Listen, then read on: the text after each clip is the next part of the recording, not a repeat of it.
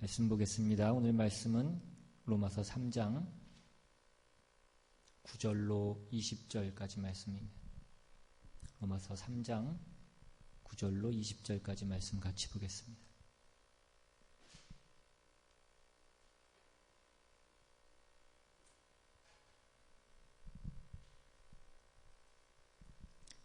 찾으셨으면 한 절씩 교독해서 읽겠습니다. 제가 먼저 읽습니다.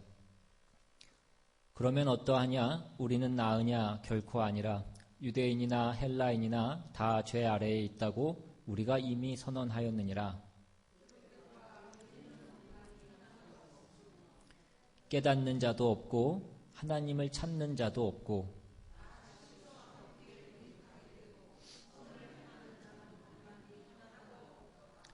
그들의 목구멍은 열린 무덤이요 그 혀로는 속임을 일삼으며 그 입술에는 독사의 독이 있고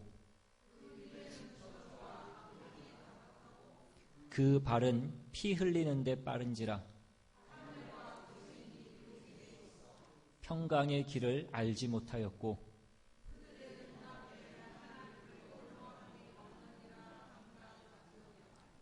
우리가 알거니와 무릇 율법이 말하는 바는 율법 아래에 있는 자들에게 말하는 것이니 이는 모든 일을 막고 온 세상으로 하나님의 심판 아래 있게 하려 함이라.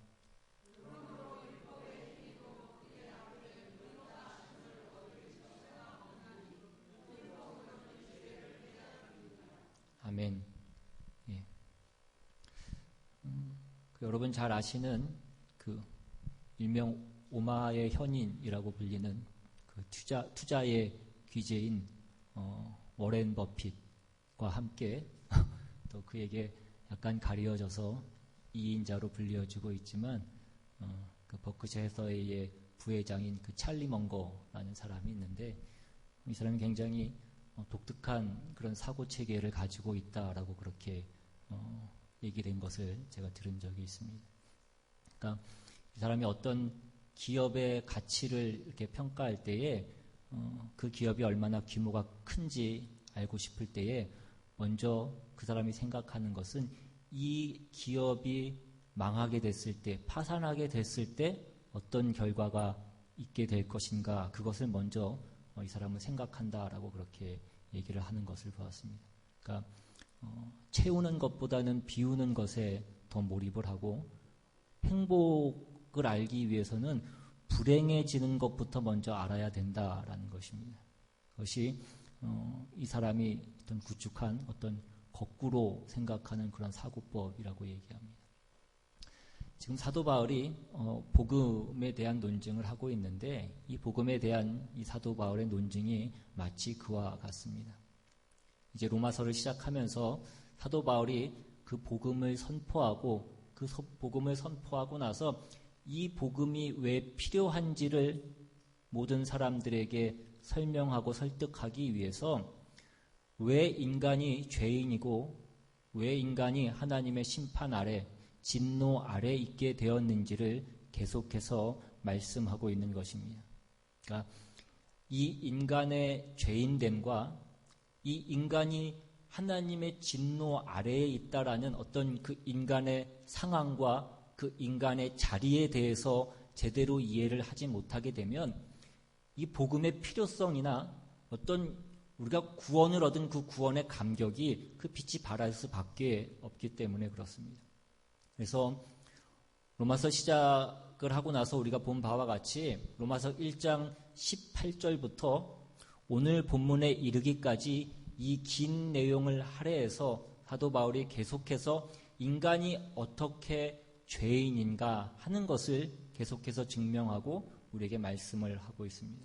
그러니까 모든 일반인들, 그러니까 모든 사람들은 그러니까 율법이 없는 사람들이라고 할지라도 그들의 어떤 양심이나 윤리와 도덕에 의해서 그들은 죄인이라는 것이고 유대인들이라고 할지라도 즉 율법을 가진 자들이라고 할지라도 하나님의 간섭을 받고 있는 자들이라고 할지라도 죄인됨에는 변명할 수 없고 핑계댈 수 없다라는 것을 말씀하고 있는 것입니다. 그리고 이제 오늘 본문에 이르러서 그 결론을 선포합니다. 유대인이나 이방인이나 종교적이거나 비종교적이거나 모두가 죄 아래에 있다라고 그렇게 선언합니다. 오늘 본문 9절부터 다시 보시면 그러면 어떠하냐 우리는 나으냐 결코 아니라 유대인이나 헬라인이나 다 죄 아래에 있다고 우리가 이미 선언하였느니라. 기록된 바 의인은 없나니 하나도 없으며 깨닫는 자도 없고 하나님을 찾는 자도 없고 다 치우쳐 함께 무익하게 되고 선을 행하는 자는 없나니 하나도 없도다. 이 하나도 없다라는 것이 이 사도 바울의 총체적인 결론입니다. 의인은 하나도 없습니다. 유대인들에게 그 율법을 주신 것은 그 밑에 19절에 말씀하고 있는 바와 같이 우리가 알거니와 무릇 율법이 말하는 바는 율법 아래에 있는 자들에게 말하는 것이니 이는 모든 입을 막고 온 세상으로 하나님의 심판 아래에 있게 하려 함이니라. 모든 입을 막는다. 그러니까 하나님의 심판 아래에 있다라는 것을 변명할 수 없고 핑계할 수 없다라는 것을 이 율법을 통해서 말씀하고 있다라는 것을 얘기하고 있는 것입니다. 20절에 그러므로 율법의 행위로 그의 앞에 의롭다 하심을 얻을 육체가 없나니 율법으로는 죄를 깨달음이니라 이것입니다. 그러니까 하나님께서 유대인들에게 율법을 주신 것은 우리가 이 율법을 가진 것으로 인하여서 저 이방인들과 다르다라는 것으로 우쭐대라고 유대인들에게 그 율법을 주신 것이 아니라 이 율법으로는 자신의 죄를 깨닫고 하나님 앞에서는 입을 닫으라라고 그 유대인들에게 율법을 주셨다라는 것입니다. 이제 나는 끝난 것이구나. 이 사망의 몸에서 누가 나를 건져낼 것인가? 어떤 그 인간적으로는 아무런 가망성이 없는 그 절망으로 가도록 만드는 것이 이 율법인 것입니다. 그러니까 인간의 가능성이 존재하지 않는다는 것을 깨달아야 참된 희망을 바라볼 수 있기 때문에 그런 것입니다. 그래서 오늘 우리가 이 1장 18절에서 오늘 본문에 이어지기까지 이 긴 어떤 그 논증의 결론인 오늘 본문에 우리 모두가 죄인이라는 것과 또 이 율법이라는 것이 어떻게 인간이 모두 죄인이라는 것을 증명하고 있는가 하는 이 말씀을 우리가 조금 더 확실히 분명히 해야 될 그럴 필요가 있습니다. 그러니까 이 내용을 조금 더 이해하기 위해서 누가복음으로 한번 가보시면 누가복음 10장으로 가셔서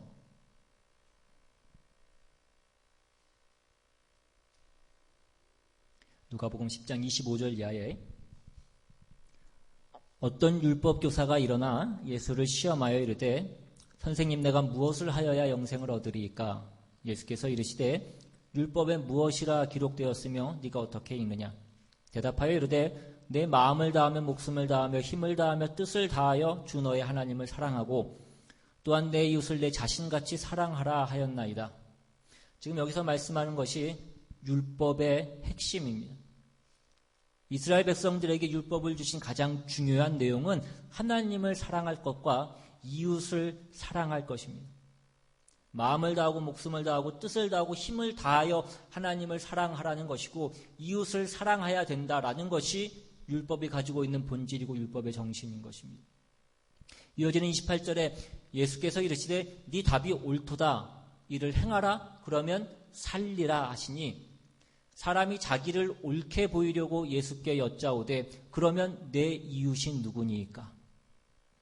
이것이 율법이 어떻게 유대인들을 포함해서 모든 인간들을 죄인이라고 증명하고 있는가 하는 것을 보여주는 좋은 내용이 되는 것입니다.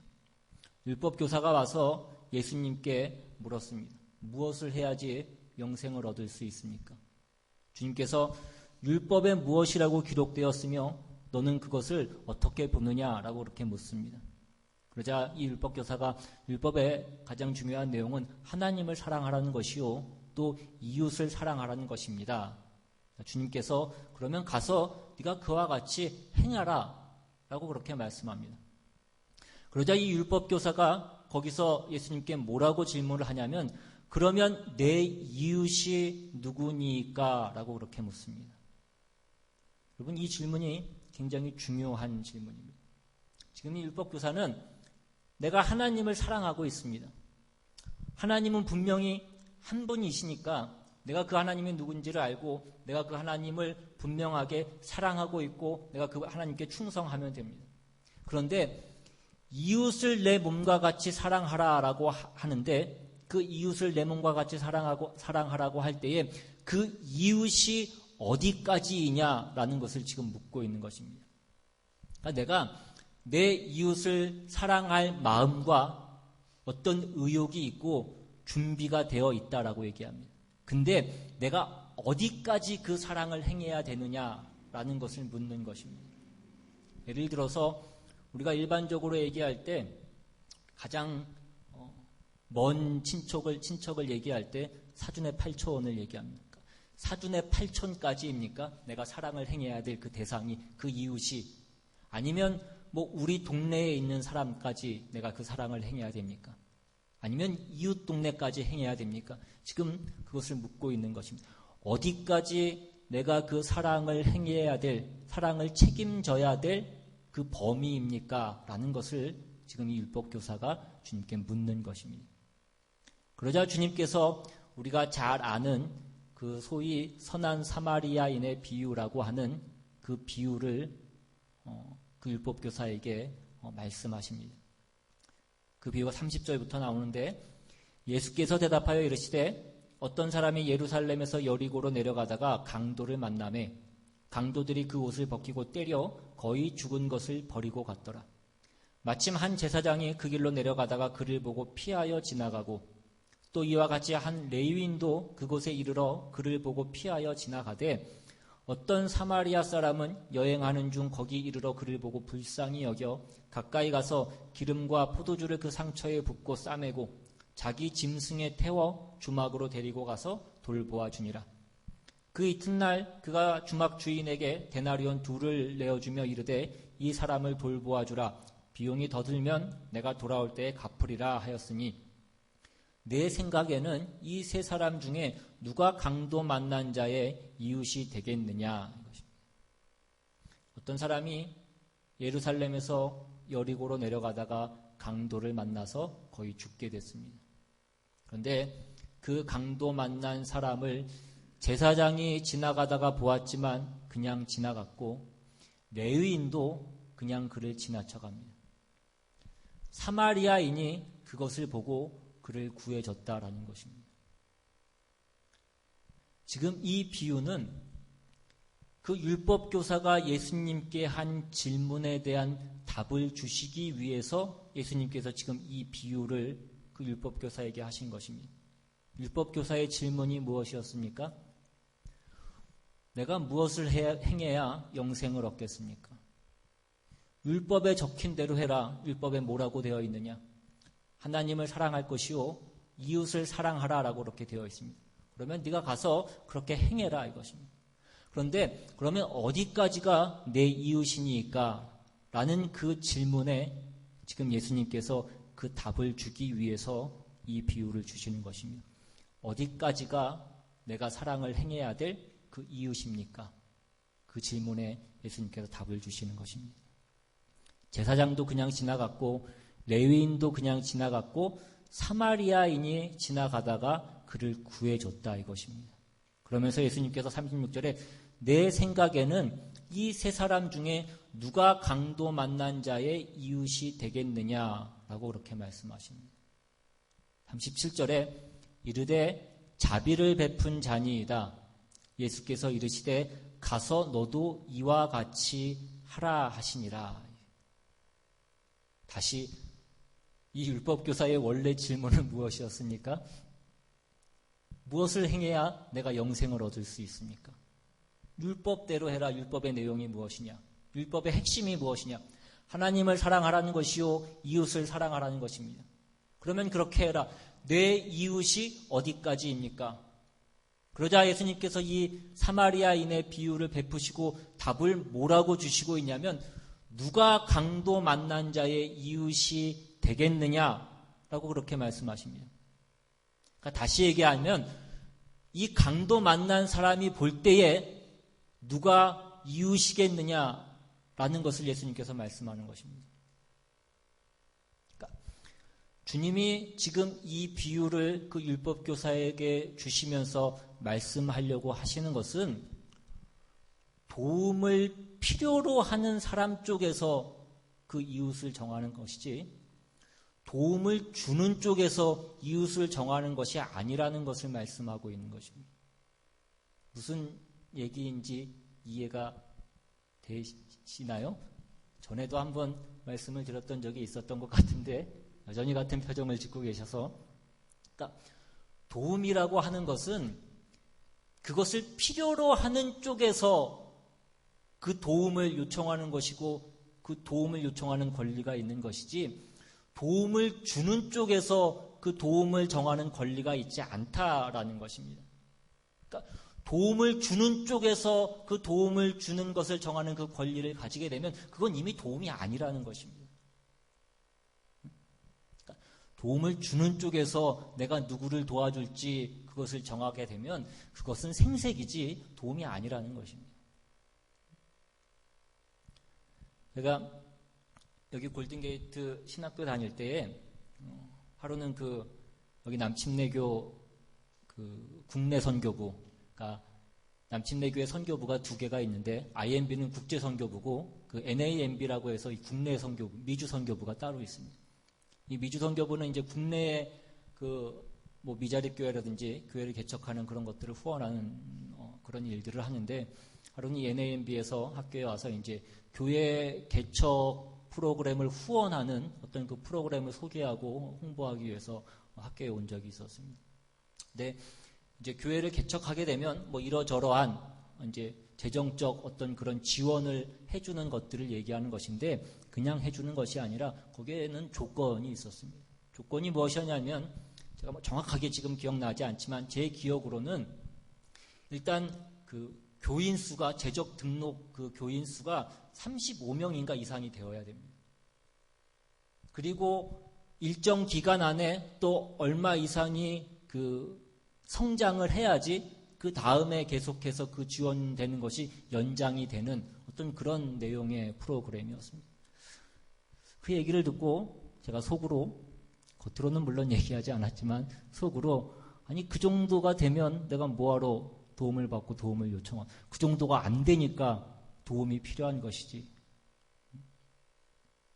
그러니까 그 얘기는 뭐냐면 도와줘서 성공할 만한 교회만 돕겠다라는 것입니다.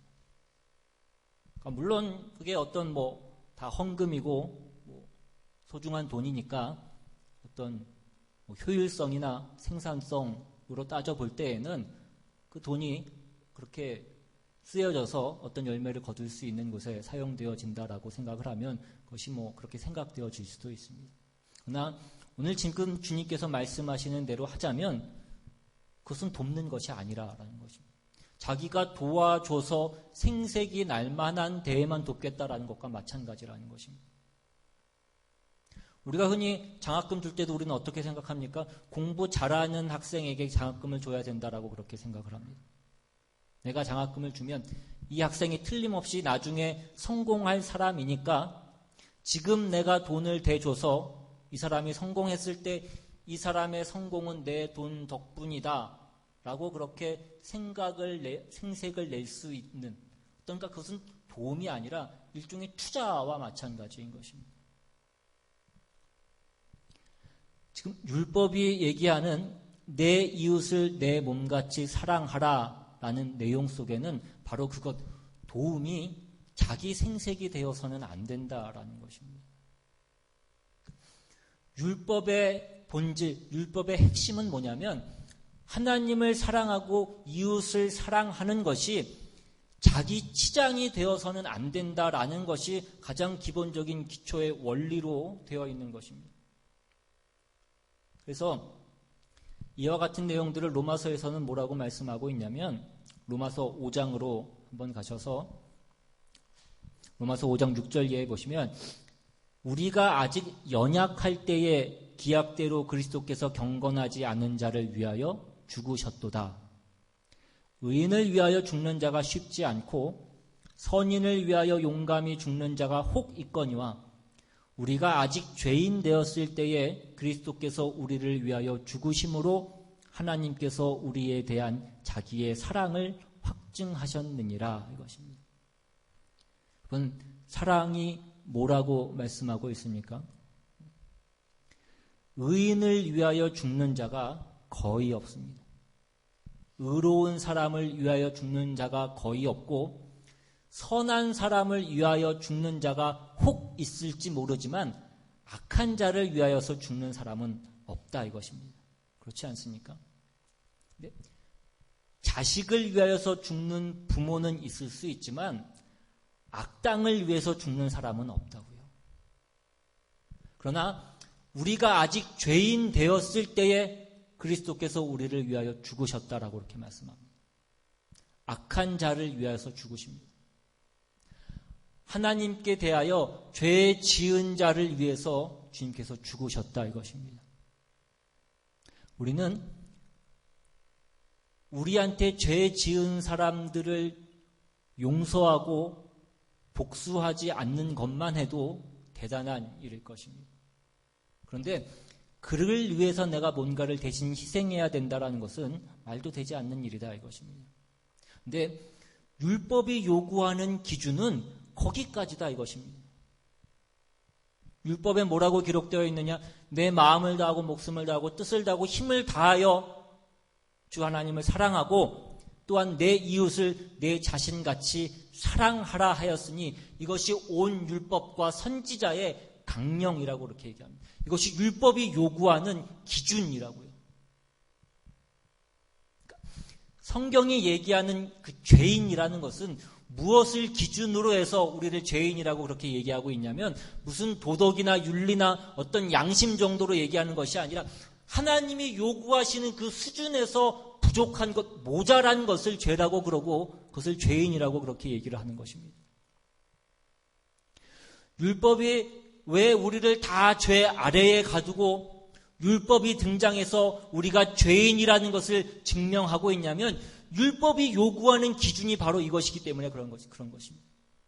하나님 사랑할 것과 이웃을 자기 자신같이 사랑해야 된다 이것입니다. 이 둘은 늘 붙어 다니는 것입니다. 하나님을 사랑하면 이웃을 사랑하게 되어 있습니다. 우리가 잘 아는 요한복음 15장의 그 포도나무 가지에 비유해서 우리가 본 바와 같이 그 포도나무 가지에서 열매가 열리는 것은 그 가지가 그 나무에 붙어 있다라는 것의 어떤 하나의 현상인 것입니다. 그러니까 포도 열매가 열리면 가지가 포도나무에 붙어 있다는 것이 증거라고요.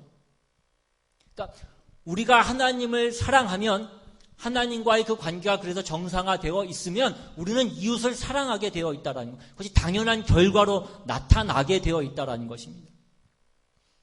하나님을 사랑하면 똑같은 그 사랑으로 이웃을 사랑해야 됩니다.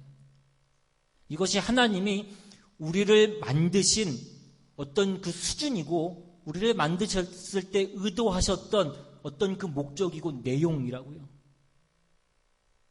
그런데 우리가 죄인이 됐다라는 것은 그 수준에서부터 한참 떨어져서 부족하고 모자라고 더럽고 추하게 된 것을 얘기하는 것입니다. 무슨 나쁜 짓 했느냐 안 했느냐 정도의 그 문제가 아니라 그 수준에서 격화된 것을 얘기하는 것이라고요. 하늘에서 저 땅 밑에까지 떨어져 있는 것을 얘기하는 것과 같은 것입니다. 왜 예수님의 십자가 지신 것을 율법의 완성이라고 얘기합니까? 예수님의 십자가를 지신 것 안에는 하나님이 우리를 향하여 가지고 계신 그 사랑을 이루기 위해서 예수님이 자신을 희생해서 그 십자가를 지시고 죽은 것입니다. 그것이 율법의 완성이라고요. 이것이 율법이 우리에게 요구하고 있는 기준이고 거기에 미치지 못하는 자는 율법이 죄인이라고 그렇게 지적하고 있는 것입니다. 율법이 그렇게 우리를 정죄하고 있다고요. 하나님을 목숨을 바쳐 뜻을 다하여 사랑하느냐? 내 이웃을 내 몸과 같이 사랑하느냐라고 그렇게 묻고 있는 것입니다. 인간은 그 수준이 되어야지만 이 율법의 기준에 있어서 합격점이 되는 것이고 하나님이 원래 인간을 만드셨을 때 그 의도하신 수준의 합격점이 되는 것입니다. 이것에 이르지 못하면 인간은 다 죄인이라고요.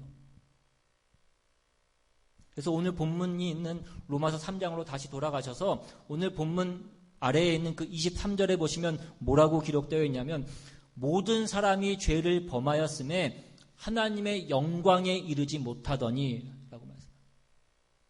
지금 이 죄를 어떤 기준을 가지고 말씀하고 있습니까? 죄를 범했다. 우리가 죄인이 되었다라는 것은 하나님의 영광의 수준에 이르지 못한 것이라고 그렇게 말씀하고 있는 것입니다. 그러니까 율법이 우리를 정죄하고 있는 것은 그것입니다. 율법이 요구를 하는 것은 하나님이 만족하시고 하나님이 요구하시는 그 영광스럽고 거룩한 높은 수준을 얘기하는 것입니다.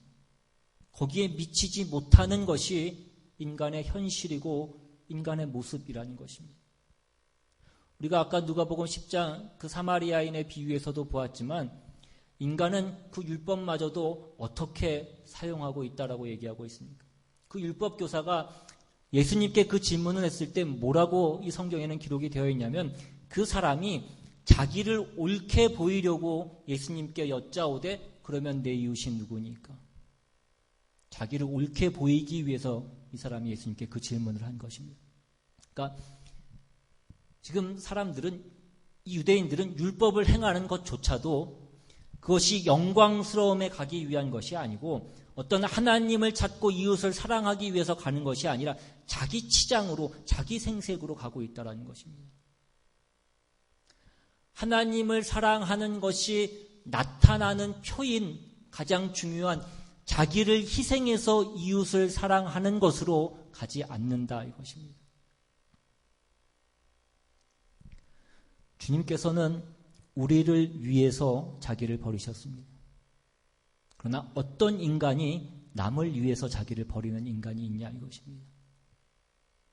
구제를 하든 무슨 일을 하든 다 그것이 자기 생색이고 자기 치장일 뿐이더라 이것입니다. 오늘 본문에서 보시면 과연 모든 인간이 죄인이다라는 것을 어떤 초점을 가지고 말씀하고 있는지를 한번 보십시오. 오늘 10절부터 다시 보시면 기록된 바 의인은 없나니 하나도 없으며 깨닫는 자도 없고 하나님을 찾는 자도 없고 다 치우쳐 함께 무익하게 되고 선을 행하는 자는 없나니 하나도 없도다 이렇게 말씀하고 나서 그 이하에 보면 그들이 죄인된 모습을 뭐에 중점적으로 말씀을 하고 있습니까? 13절에 그들의 목구멍은 열린 무덤이요 그 혀로는 속임을 일삼으며 그 입술에는 독사의 독이 있고 그 입에는 저주와 악독이 가득하고 그 발은 피 흘리는 데 빠른지라 파멸과 고생의 그 길에 있어 평강의 길을 알지 못하였고 전부 뭘 얘기하고 있는 것입니까? 이웃에 대한 어떤 우리의 모습, 우리의 행위들을 얘기하고 있는 것입니다. 그러니까 인간이 죄인이라는 가장 두드러진 표가 뭐냐 그러면 하나님을 사랑하지 않는 것이 이웃을 사랑하지 않는 것으로 나타나고 있는 것에 가장 초점을 맞춰서 지금 얘기를 하고 있는 것입니다. 이웃을 사랑하지 않는다고요. 이 이웃을 사랑하지 않는다라는 것은 결국 하나님을 사랑하지 않는다라는 것을 얘기하는 것입니다. 그 목구멍은 열린 무덤이라고 얘기합니다. 무덤이 열려 있으면 그 안에서 온갖 썩은 냄새와 온갖 더러운 것들이 쏟아져 나오게 되어 있습니다. 그러니까 인간이 입을 열면 좋은 말을 하지 않더라 이것입니다. 여러분 사람들 모여서 얘기하는 것 보시면 모이면 우리가 무슨 얘기합니까? 우리가 모였을 때 남 칭찬하고 내가 잘못했다 그런 얘기하는 것 여러분 보신 적 있으십니까? 우리는 입만 열면 누구를 헐뜯고 죽이고 정죄하고 우리는 그런 것들 뿐입니다. 어떤 사람들이 갑자기 친해지면 그건 공동의 적이 생긴 거라고 그렇게 얘기를 합니다. 둘이 갑자기 친해지는 건 서로 사랑해서 친해지는 것이 아니라 둘이 동시에 미워하는 어떤 사람이 생겼을 때의 둘이 같이 친해지더라 이것입니다. 여러분 나라와 나라가 손을 잡는 것도 보십시오. 어떤 공동의 적이 생겼을 때 두 나라가 동맹을 맺습니다. 어제의 원수였던 적이 같은 적이 생겼을 때는 또 오늘의 친구가 되는 그런 것들이 나라와 나라 사이에서도 얼마든지 있고, 이것이 나라뿐만이 아니라 개인도 그렇다 이것입니다. 인간은 모두 죄인이고 인간은 모두 악당입니다. 여러분, 성경이 이것을 우리에게 증명하는 데 있어서 우리가 변명할 여지가 있냐 이것입니다. 우리는 변명할 여지가 없습니다. 우리는 다 죄인이라 이것입니다. 선한 일을 한 적이 있다면 우리는 생색을 내기 위해서 그런 것이고, 우리가 누구랑 친한 적이 있다라고 한다면 그를 내 편으로 삼아서 누구를 함께 죽이기 위해서 내가 그와 친구를 먹은 적밖에는 없다 이것입니다. 그렇다면 우리가 이제 하나님의 자녀가 되었다라는 것은 무엇입니까? 우리가 신자란 뭐가 다르냐 이것입니다. 여기서부터 우리가 달라지는 것입니다. 신자란 더 이상 자기를 위하여 살지 않는 사람들을 얘기합니다. 같은 로마서 14장에 보시면 사도 바울이 뭐라고 얘기하냐면, 로마서 14장 7절에 우리 중에 누구든지 자기를 위하여 사는 자가 없고 자기를 위하여 죽는 자도 없도다. 우리가 살아도 주를 위하여 살고 죽어도 주를 위하여 죽나니 그러므로 사나 죽으나 우리가 주의 것이로다. 이것입니다. 신자는 이렇게 바뀐 사람들을 얘기하는 것입니다. 여러분의 입술은 이제 덕을 세우기 위해서, 하나님을 찬양하기 위해서, 그 생명과 진리를 증거하기 위해서 있는 것입니다. 우리의 입술은 더 이상 열린 무덤이 아니라 이것입니다. 이것이 신자의 변화입니다. 구원을 얻은 바 달라진 우리의 모습이라는 것입니다. 우리 모두가 예수 그리스도의 십자가로 말미암아서 그 처참한 자리, 그 더러운 자리로부터 우리가 이 자리로 온 것입니다. 하나님을 사랑하며 다른 사람을 위해서 기도할 수 있다는 것만큼 복된 것이 없고 영광스러운 것이 없습니다.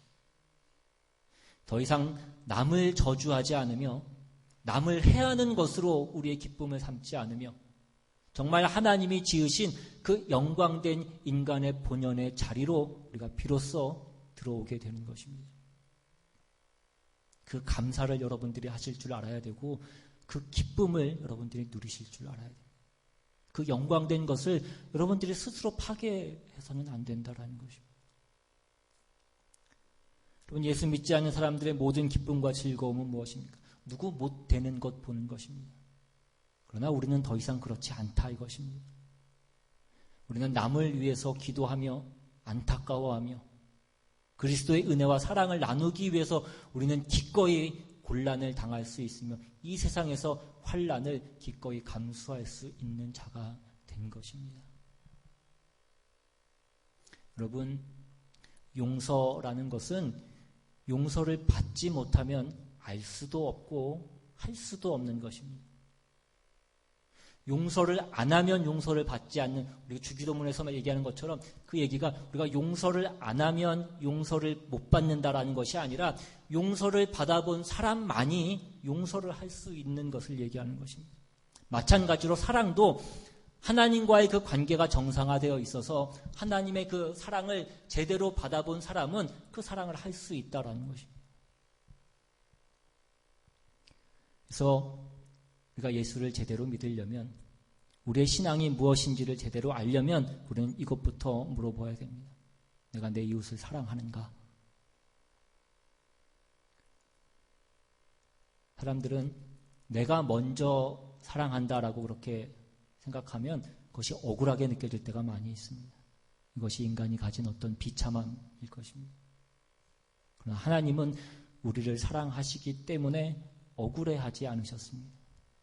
사랑하면 억울하지 않습니다. 이것이 바로 신자의 신자된 특권이고 무엇과도 바꿀 수 없는 신자의 자랑이고 감사거리이고 영광된 모습인 것입니다. 이제 우리는 우리 스스로 우리의 신자된 모습에 대해서 물어보아야 됩니다. 그러니까 예수 믿는다라는 것이 무슨 뜻인지, 내가 신앙을 가졌다라는 것이 무엇을 의미하는 것인지를 여러분들이 잘 생각해 보셔야 됩니다. 그렇지 않으면 우리의 신앙은 힘을 가질 수가 없습니다. 무슨 그냥 오히려 짐만 하나 더 우리가 는 것 같이 그렇게 느껴질 수밖에 없는 것입니다. 하나님이 누구시고 우리에게 무엇을 하고 계시고 그분에게 내가 어떤 존재인가를 우리가 알지 못하면 우리는 힘을 낼 수 없다 이것입니다. 우리는 비명밖에 지를 것이 없는 것입니다. 오늘 말씀을 통하여서 죄가 무엇인지를 다시 한번 직시하시고 우리가 그것으로부터 건짐받아져서 지금 내가 어떤 존재가 되었는지를 다시 한번 기억하셔서 그 하나님이 우리에게 주신 그 복된 은혜와 사랑을 우리가 온전히 누리시며 그것을 만들어 가시는 우리 모두가 되시기를 주님의 이름으로 축원합니다. 시간 같이 한번 찬양하고 한번 기도하기를 원합니다.